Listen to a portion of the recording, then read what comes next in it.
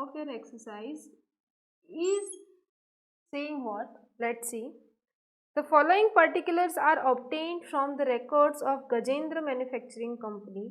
Cost it is given. आपको cost के regarding पूरा data दिया है.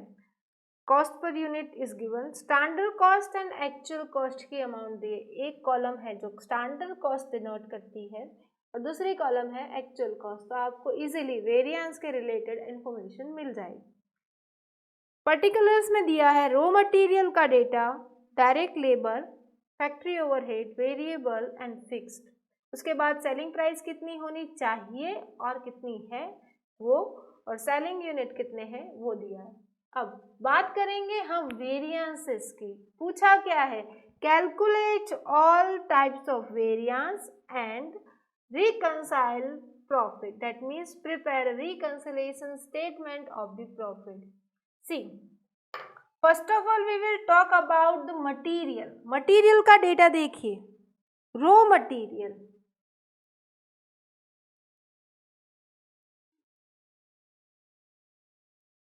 Note number 1.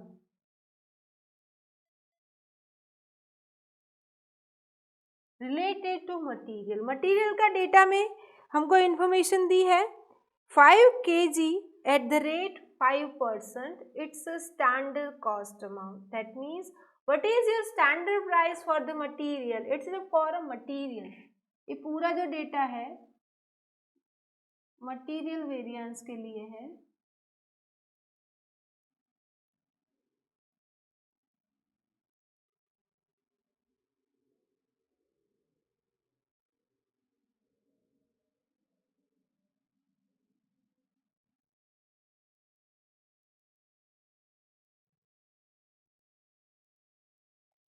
स्टैंडर्ड प्राइस दी है आपको 5 रुपीज़, एक्चुअल प्राइस दी है आपको 6 रुपीज़. बट यहाँ पर दिक्कत क्या होगी? दिक्कत ये होगी कि आपको जो एक्चुअल सेलिंग यूनिट दिया है एट द रेट 70,000 यूनिट्स. आपकी एक्चुअल यूनिट कितना है? 70,000 यूनिट. तो आपको क्या करना होगा? जो अभी मैंने एक्सप्लेन किया वेरिएंस के एक्सप्लेनेशन में, कि आपको पहले वेरिएंस कैलकुलेट करने से पहले आपको एक्चुअल क्वांटिटी, एक्चुअल प्रोडक्शन के अकॉर्डिंग स्टैंडर्ड को सेट करना होगा. यहाँ पर जो आपको 80,000 दिया है वो स्टैंडर्ड है, पर दोनों में तो वेरिएशन है. आप दोनों की अमाउंट को लेकर कभी कंपैरिजन कर सकोगे नहीं. ओके, पूरा पूरा आपको एक्सप्लेनेशन मिलेगा नहीं. तो आपको क्या करना होगा? पहले मुझे मेरे एक्चुअल को लेकर बेस स्टैंडर्ड बनाना होगा. कितना स्टैंडर्ड होगा? तो स्टैंडर्ड क्वांटिटी कितनी होगी यहाँ पर, एक्चुअल क्वांटिटी कितनी होगी यहाँ पर, वो हमें देखना है. एक्चुअल क्वांटिटी कैसे फाइंड आउट करेंगे? एक्चुअल में कितने नंबर ऑफ यूनिट्स प्रिपेयर करने हैं हमको? 70,000. 70,000 प्रिपेयर करने के लिए, एक यूनिट प्रिपेयर करने के लिए, एक प्रोडक्ट प्रिपेयर करने के लिए 5 kg चाहिए. कितने चाहिए? 5 kg. तो कितना हो गया हमारा आंसर? 70,000 यूनिट्स है और एक के लिए 5 kg. तो आंसर हो जाएगा 350 kgs मटीरियल. मटीरियल की अमाउंट निकली. Okay, same way standard quantity भी 70 हो गई और स्टैंडर्ड केजी कितने थे? 5 kg. यहाँ पर दोनों अमाउंट सेम है, सिमिलर है, इसलिए आपको वेरिएशन इतना मिलेगा नहीं. यहाँ पर भी 5 kg, आंसर होगा 350 kg. ये मैंने क्या किया स्टूडेंट्स? ये मैंने मेरे एक्चुअल को बेस लेकर कितना अमाउंट में स्टैंडर्ड क्वांटिटी मटेरियल की यूज होनी चाहिए वो फाइंड आउट किया. And that is main point of material variance. Clear? Same way अगर हम बात करेंगे लेबर की, तो लेबर के रिगार्डिंग जो डेटा है, नोट नंबर 2.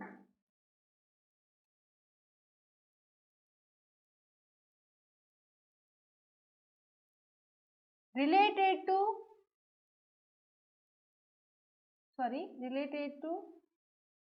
लेबर। ओके, अब लेबर की बात करो तो डेटा क्या बोलता है कि 8 hours at 0.5 and 7 hours at 0.60. That means what? आपको स्टैंडर्ड रेट कितना दिया है? स्टैंडर्ड रेट 0.50 और एक्चुअल रेट 0.60। ये तो क्लियर हो गया, बट यहाँ पर वेरिएशन है, यहाँ पर 5 दोनों सिमिलर नहीं है। यहाँ पर आपको क्या बोला है, एक स्टैंडर्ड के अकॉर्डिंग आप एक प्रोडक्ट बनाने के लिए 8 घंटे यूज कर सकते हैं, क्लियर। और जबकि एक्चुअल में कितना बोला है, 7 ही यूज होते हैं। ओके, तो आपको यहाँ पर फेवरेबल सिचुएशन मिलेगी ना। स्टैंडर्ड आवर्स, यूनिट नंबर कितने हैं, 70। तो 70,000 यूनिट्स बनाने के लिए अगर हमें स्टैंडर्ड फाइंड आउट करना है as per the given, standard कितने आवर्स है, 8। तो मेरा आंसर कितना हो जाएगा, 5,60,000 hours as per the standards. Okay, and actual के according 70,000 hours into 7, 4,90,000 hours are used. Okay, इसका इंटरप्रिटेशन करना हो तो कैसे, इतने आवर्स हमको काम करने चाहिए as per the standard, but actual में we are using only 4,90,000 hours. Okay, this is the note for labour. Okay, अब हम 1 by 1 अगर कोई रिक्वायरमेंट है नोट की तो बनाएंगे। अब हम प्रिपेयर करते हैं हमारे वेरिएंसेस।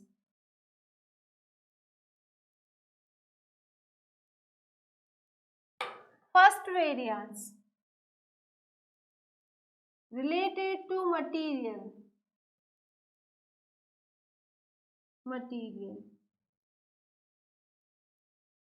या तो फिर आप लिख सकते हो material variances.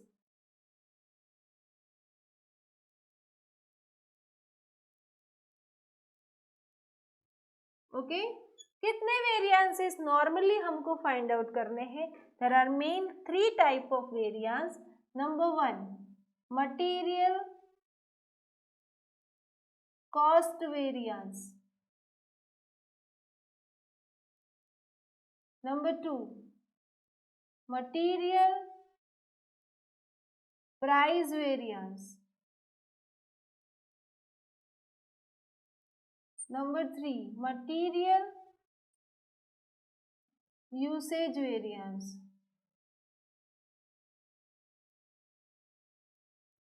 What is the formula of cost variance? Simple, we are comparing the cost. So, cost का क्या फंडा है? Standard quantity into standard price minus actual quantity into actual price. आपको आंसर मिलेगा, स्टैंडर्ड क्वांटिटी कितनी है, 3,50,000 into standard price 5 minus 3,50,000 into 6. What is your answer? आपको answer negative मिलेगा, 3,50,000. That means it's unfavorable. Okay. Number 2, बात करते हैं हम मटेरियल प्राइस वेरिएंस की। तो यहाँ पर हम कंपेयर क्या करेंगे, price, standard price with actual price related to actual quantity. What is your actual quantity? Actual quantity is 3,50,000 into standard price is 5 rupees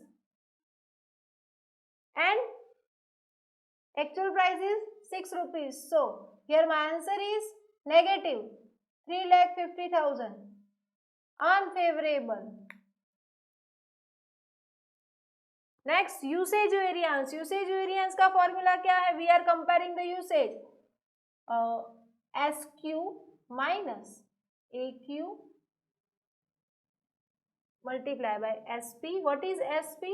S P is 5, standard quantity is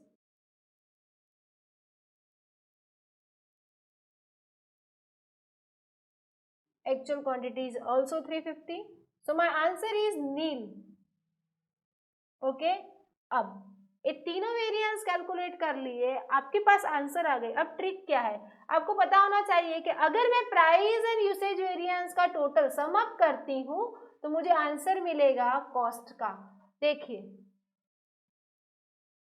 unfavourable था कितना 350 price variance plus 0 नील यानी 0, तो minus में answer आ गया ना आपका वही 350, that's a cost variance. अब हम कैलकुलेट करेंगे नंबर 2 वाले variance, that means related to labour variances.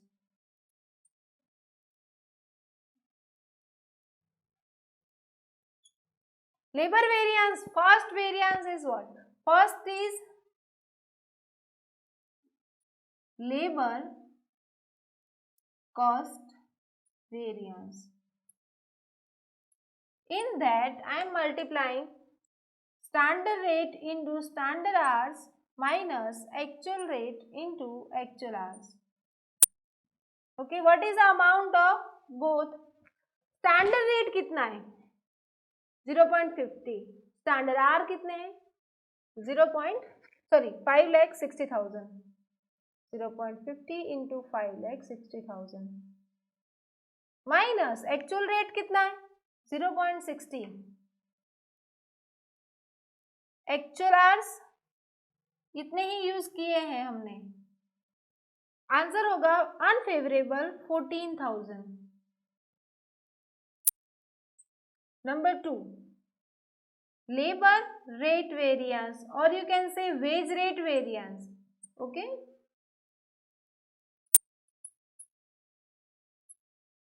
what is the formula? Here we are comparing the rate, so standard rate minus actual rate multiplied by standard hours, actual hours। Actual hours कितने हैं हमारे पास 4,90,000, standard rate is 0.50 minus 0.60, answer क्या होगा आपका unfavourable.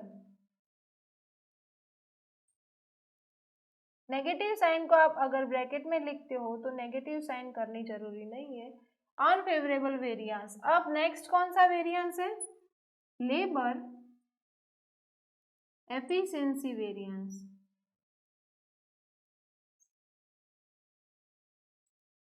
वहां पर आप compare करोगे कंपनी के एक वर्कर की एफिशिएंसी, दैट मीन्स कितने घंटे में वो लोग काम करते हैं, कितने आवर्स उन लोगों ने सेव किए। यहाँ पर डिस्क्लोज हो ही रहा है कि हमारा जो वेरिएंस मिलेगा वो फेवरेबल मिलेगा, बिकॉज हमको 70,000 यूनिट प्रिपेयर करने के लिए एक्चुअल में कितने आवर्स यूज करने थे 5,60,000 आवर्स यूज करने थे, बट हमने कितने किए 4,90,000, कम आवर्स यूज किए, और जितने कम आवर्स यूज करोगे उतना खर्चा कम होगा क्योंकि वर्कर को पेमेंट कम देना पड़ेगा, और कंपनी के लिए वो क्या है फेवरेबल सिचुएशन है, तो हमको आंसर भी फेवरेबल ही मिलेगा। कंपेयर करेंगे हम एफिशिएंसी में standard hours minus actual hours with standard rate. What is your standard rate 0.50, standard hours 5,60,000 minus 4,90,000, your answer is 35,000 positive, that means favorable। Okay, अब मैंने जितने भी कंप्यूट किए वेरिएंसेस वो सही है या गलत कैसे देखेंगे, मैंने अभी आपको बताया कि आप अगर रेट और एफिशिएंसी या तो फिर प्राइस और यूसेज का टोटल सम अप करोगे तो आपको कॉस्ट का आंसर मिलेगा। देखो रेट का कितना आंसर है -49, इसका आंसर कितना है फेवरेबल है 35,000, आंसर मिलेगा नेगेटिव में 14 आ गया अनफेवरेबल। ओके, यानी आप सही हो। ओके, अब हम कैलकुलेट करेंगे next variance which are related to variable. Third variance is related to variable overhead. Variable overhead के अंडर आपको 3 टाइप्स के वेरिएंसेस फाइंड आउट करने हैं, जैसे आपने मटेरियल के रिलेटेड और लेबर के रिलेटेड किए। ओके, उसका फर्स्ट वेरिएंस है variable overhead cost variance. What is the formula for this variance? Standard hours into standard rate minus actual hours into actual rate. Now let's see the book. They are saying that your standard hour is 1 rupees per hour and actual rate is 1.20, but now we have to find out actual hours as per the standard. So our actual number of unit is 70 and per unit you require as per the standard 8 hour to prepare a particular 1 unit. एक unit बनाने के लिए आपको 8 घंटे का time चाहिए, तो आपको 70,000 यूनिट बनाने के लिए as per the budgeted data as per the standard you need 5,60,000 hours. Okay, and if we talk about actual में क्या बोला है कि एक्चुअल डेटा शो करता है कि आप एक यूनिट बनाने के लिए 7 घंटे का यूज करते हो. तो 70,000 into 7 is equal to 4,90,000. Okay, that means your standard as per the actual amount, standard hours are 5,60,000 and actual hours you have used in production is 4,90,000. And standard rate is 1 and actual rate is 1.20. 5,60,000 which we have found into standard rate 1 minus 4,90,000 into 1.20. Okay, this is my cost variance related to the variable overhead.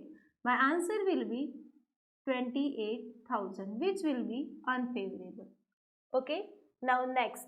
उसके बाद हमको क्या करना है, जैसे हमने labour या तो मटेरियल में किया, हमको रेट या तो प्राइस, तो रेट आएगा यहाँ पे variable overhead rate variance.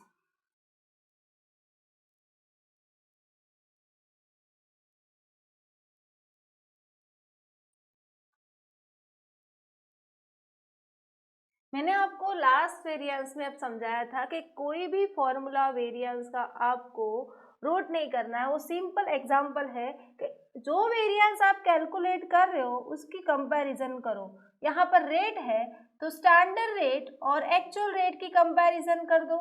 Okay, किससे करेंगे मल्टीप्लाई? एक्चुअल आवर्स से. What are the actual hours? 4,90,000.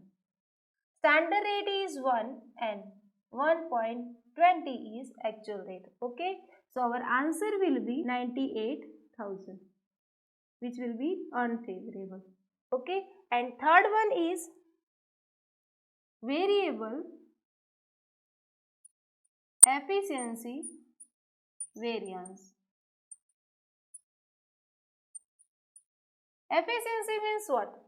आपके काम करने की क्षमता, उस पर को कैसे हम इस एफिशिएंसी को डिनोट करेंगे इस क्राइटेरिया के अकॉर्डिंग कि कितने घंटे आपने यूज करा एक यूनिट बनाने के लिए, उसके कंपैरिजन करेंगे. तो standard hours as well as actual hours will be compared in measuring efficiency. Standard hours minus actual hours multiply by standard rate. Standard rate is 1, standard hours minus 4,90,000 and my answer is 70,000 favorable. Okay, now I have calculated trio variances, but now मैं कैसे बोल सकती हूँ कि मेरा answer सही है या गलत? एक ट्रिक है, वो यहाँ पर भी मैंने आपको एक्सप्लेन की थी, वापस हम रिपीट करते हैं. आपके जो दो वेरिएंस हैं, जो नॉर्मल सेकंड एंड थर्ड, उन दोनों का जो आंसर होगा वो टोटल कितना होना चाहिए? हमारे टोटल यानी कि मेन वेरिएंस जितना, कॉस्ट वेरिएंस जितना. करके देखिए, आपका अनफेवरेबल है, 98,000 माइनस में है और 70,000 प्लस में है. तो दोनों को सम अप करोगे तो आपका आंसर क्या होगा? 28,000 जो आपको मिलेगा unfavourable. And that's my cost related variance. So I can say that मैंने जितनी भी कैलकुलेशन की वेरिएबल ओवरहेड वेरिएंस की वो सारी सही है. Okay, material is over, labour is over and third variable overhead related variances are over. Now we will move on the fixed overhead variances. Now next variance is related to fixed overhead variance. Fourth, same way as per the past, we have to calculate main three variance. First is related to cost, second one is related to budgeted, and third one is related to volume variance. Fixed overhead cost variance. Formula is AQ into SR minus actual cost.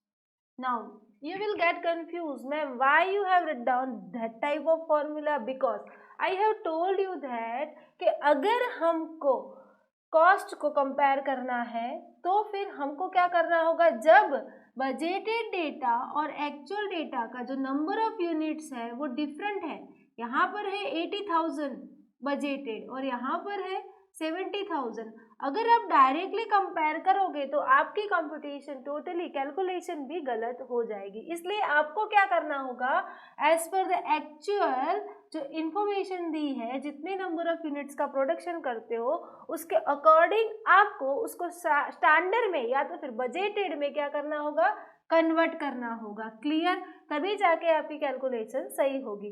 तो हम अब क्या करेंगे, actual के according हमारा standard rate multiply करके standard cost को compute करेंगे। तो ये टोटल फॉर्मूला जो मैंने लिखा, ये जो ब्रैकेट में है, वो क्या डिनोट करता है, स्टैंडर्ड कॉस्ट, या तो आप बोल सकते हो बजटेड कॉस्ट। क्लियर? ओके। और उसकी कंपैरिजन मैंने किससे की है, actual cost. Now my actual number of units are 70,000. That means we have produced 70,000 units and we are comparing it with the standard rate because we want standard cost.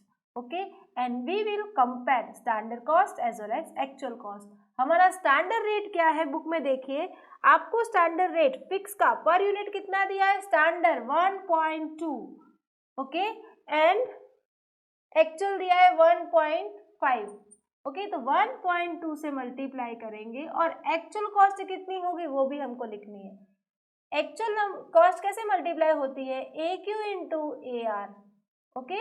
Actual rate को actual quantity से multiply करेंगे तो 70,000 into 1.5, 70,000 into 1.2, so we will get 84,000 minus 1,05,000.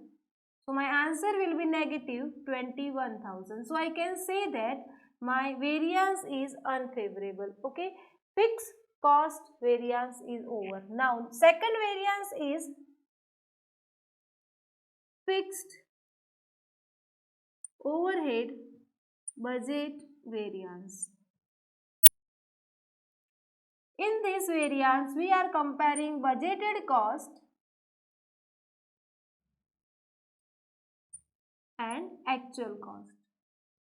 What is our actual cost? Actual cost means what? आप working note करके भी लिख सकते हो कि एक्चुअल कॉस्ट कैसे डिनोट होती है। एक्चुअल कॉस्ट मीन्स व्हाट, आपकी जितनी भी प्रोडक्शन का नंबर ऑफ यूनिट्स है उसको एक्चुअल रेट से मल्टीप्लाई कर दो, आपका आंसर होगा 1,05,000। और बजटेड कॉस्ट में क्या आएगा आंसर आपका, बजटेड कॉस्ट कितनी थी आपकी 96,000। कैसे, बिकॉज बजटेड यूनिट थे इतने और आपका स्टैंडर्ड रेट था इतना, बजटेड रेट, ओके। तो दोनों को मल्टीप्लाई करोगे तो आपको आंसर मिलेगा 96,000। 96,000 minus 1,05,000, so my answer will be 9,000 unfavorable. Okay, अब इन दोनों वेरिएंस के बीच में क्या डिफरेंस है पहले वो समझो। काफी हद तक स्टूडेंट वही कंफ्यूज होते हैं कि इन्फॉर्मेशन कैसे फाइंड आउट करनी है। इन्फॉर्मेशन तो मैम हमको सिर्फ इतनी दी है कि पर यूनिट बजटेड में है 1.2 और एक्चुअल में दिया है 1.5। तो अब आप क्या करोगे, सिर्फ इतनी सी छोटी सी इन्फॉर्मेशन पर से आपने सारी कैलकुलेशन कैसे समझी। तो पहले टारगेट फिक्स करो कि आपको करना क्या है, आपको स्टैंडर्ड और एक्चुअल को कंपेयर करना है।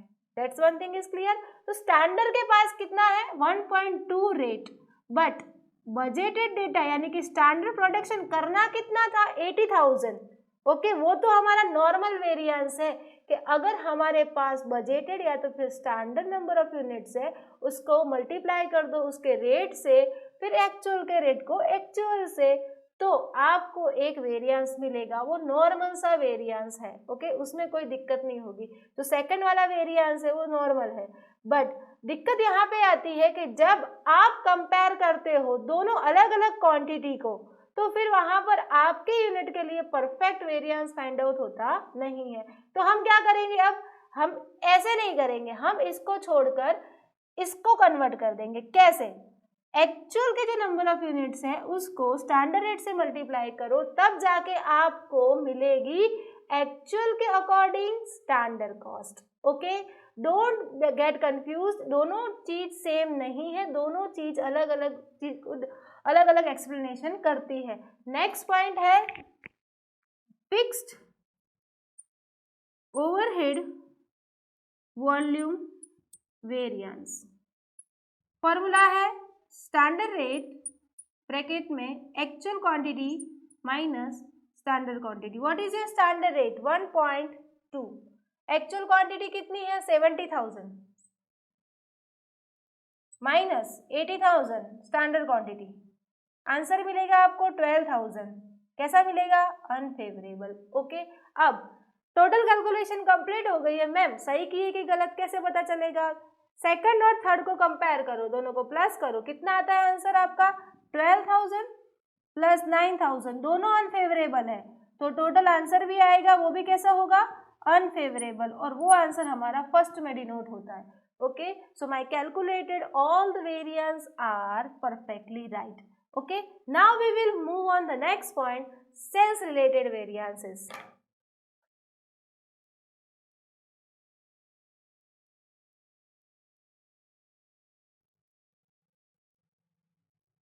Sales related variance में फर्स्ट है sales price variance. Formula is AQ in bracket AP minus SP. Second variance is sales margin volume variance. यहाँ पर AQ की कंपैरिजन होगी SQ और यू कैन से BQ से, स्टैंडर्ड प्राइस से मल्टीप्लाई करना है, स्टैंडर्ड प्रॉफिट से मल्टीप्लाई करना है। ओके नाउ सी, आपको जो इन्फॉर्मेशन दी है पहले वो डिनोट करनी है। As per the standard, see as per the standard cost, what is your standard cost and what is your actual cost as per the given data? 25 plus 4 plus 8 plus 1.20, so our total is 38.20 and your selling price is at the rate 50. If we will compare, you will get 11.8 rupees your standard price, that means your SP is 11.8. What you know? I know that if I have a standard amount and I can get actual amount as per the given data. तो अब हमें क्या करना होगा? Standard की cost है हमारे पास, actual की कॉस्ट को भी लाना है। एक्चुअल की कॉस्ट दी है हमें 30 plus 4.20, 8.40, 1.50, total is 44.10 and selling price, actual की सेलिंग प्राइस कितनी है? 65. If I will compare I will get 20.9. Okay what I have denoted, I am saying that as per the standard, as per the budgeted data, my selling price is 50 and my profit is 11.8. My actual standard price, actual selling price is 65 and my profit is 20.9. Okay आपके mind में कौन सा point कहाँ लिखना है वो clear होना चाहिए। यहाँ पर SP लिखा है, that means I am saying about this profit, selling वाला जो स्टैंडर्ड वाला प्रॉफिट है वो। ओके और यहाँ पर हमें जो प्राइस करनी है कंपेयर, वो यहाँ पर 65 एंड 50 है। तो let's put the amount. Actual quantity है 70,000 यूनिट्स, एक्चुअल की selling price 65, as per the standard selling price, यहाँ पर सेलिंग प्राइस है, हाँ, don't get confuse, because ASP क्या है, स्टैंडर्ड प्रॉफिट है, क्योंकि हमारा यहाँ पर वेरिएंस है मार्जिन वॉल्यूम वेरिएंस। तो आपका आंसर यहाँ पर होगा 10,50,000 favourable. Okay, next point SP means your standard profit. My standard profit is 11.8. My actual number of units of production is 70,000. As per the standard 80,000. Okay, this one. And my final answer is 1,18,000. It will be unfavorable because my actual production is less than the budgeted. Okay, so here both variances are over. Fixed overhead variances are completed. Now, completing this, I have calculated total 5 types of variance. Now, all the variance are completed. What will be the next? I have to prepare reconciliation statement of the profit. कैसे prepare करना है वो हमने theory में पढ़ा था कि पहले आपको स्टैंडर्ड प्रॉफिट लिखना है, उसके बाद जो फेवरेबल वेरिएंस है उनको ऐड करना है और जो अनफेवरेबल वेरिएंस है उनको डिडक्ट करना है। बिकॉज जब हम कॉस्ट की बात करेंगे, जब कॉस्ट बढ़ती है, ओके, तो कॉस्ट बढ़ने की वजह से प्रॉफिट में क्या होगा, आपका जो डिक्रीजमेंट आएगा वो कैसे शो करना है वो हम देखेंगे रिकंसिलिएशन स्टेटमेंट में। So let's prepare reconciliation statement. Reconciliation statement.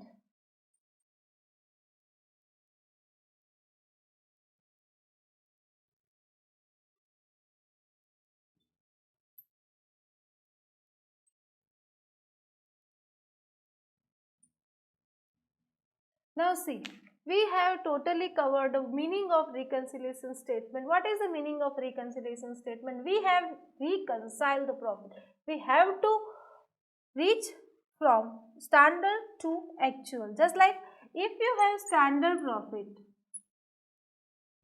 by adding or deducting all the variances, you have to come up to actual profit. आपकी जो प्रोसीजर है वो स्टैंडर्ड से लेकर 1 बाय 1 प्लस माइनस करना है वेरिएंसेस को और पहुंचना कहाँ तक है, फाइनल आंसर तक, यानी कि आपका एक्चुअल प्रॉफिट। तो कहाँ से कहाँ तक जाना है वो देखेंगे। स्टैंडर्ड प्रॉफिट कौन सा था? स्टैंडर्ड प्रॉफिट हमारे पास 80,000 यूनिट का था, इनटू पर यूनिट कितना 11.8, so my answer will be 9,44,000। उसमें मैं क्या करूंगी, जितने भी मेरे वेरिएंसेस मैंने कैलकुलेट किए दोनों को प्लस माइनस करके मुझे आंसर लाना होगा एक्चुअल प्रॉफिट का। एक्चुअल प्रॉफिट कितना था, आपका एक्चुअल डेटा है 70,000 unit into profit per unit कितना था एक्चुअल में 20.9, सो हमारा फाइनल आंसर होगा 14,63,000। Okay, so from this to this, my process is known as reconciliation and I have to prepare reconciliation statement. Okay, standard profit 80,000 into 11.8, so my standard profit is 9,44,000. After that, which variances we have calculated? I have calculated material related variance, labor related variance, variable, fixed and sales. तो one by one हम क्या करेंगे, उनकी जो effect है वो यहाँ पर देनी है। तो फर्स्ट वेरिएंस कॉस्ट के रिलेटेड वेरिएंसेस,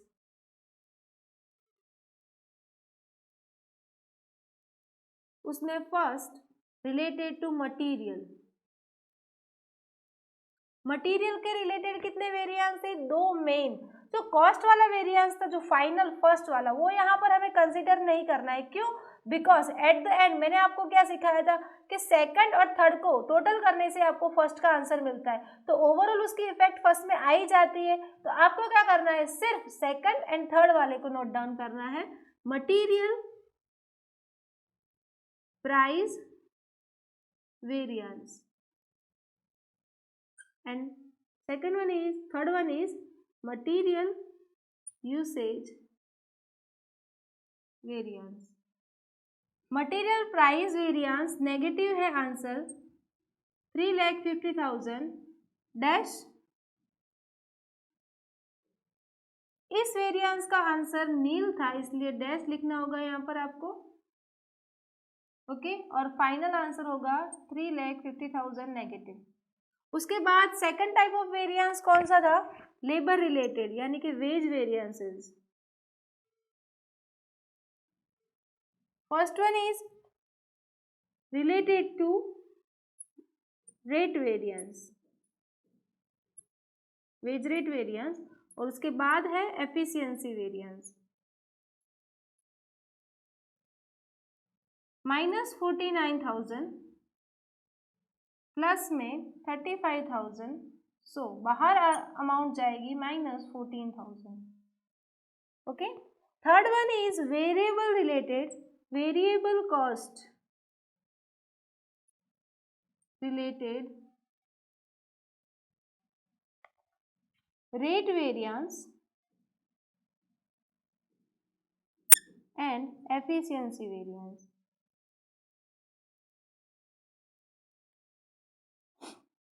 -98,000 प्लस यानी कि favourable 70,000, so my answer is overall 28,000 negative. उसके बाद है फोर्थ नंबर का वेरिएंस फिक्स्ड ओवरहेड वेरिएंस। उसके अंदर हमारे दो मेन वेरिएंसेस थे, budgeted variance and volume variance.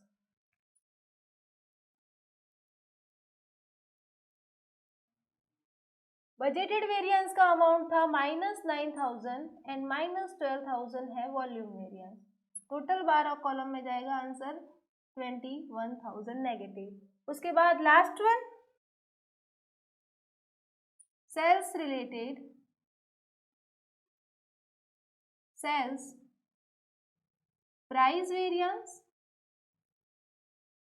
And sales margin variance, margin volume variance. आपका आंसर था 10,50,000 और नेगेटिव में 1,18,000।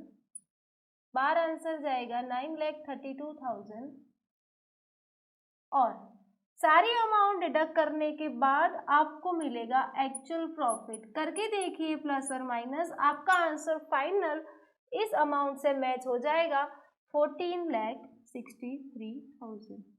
Okay, so I can say that from the standard profit, by adding or deducting my variances which are favorable and unfavorable in the condition, so I will get my answer as the actual profit 14,63,000. This is known as reconciliation statement of profit in standard costing. Okay, so second example is over.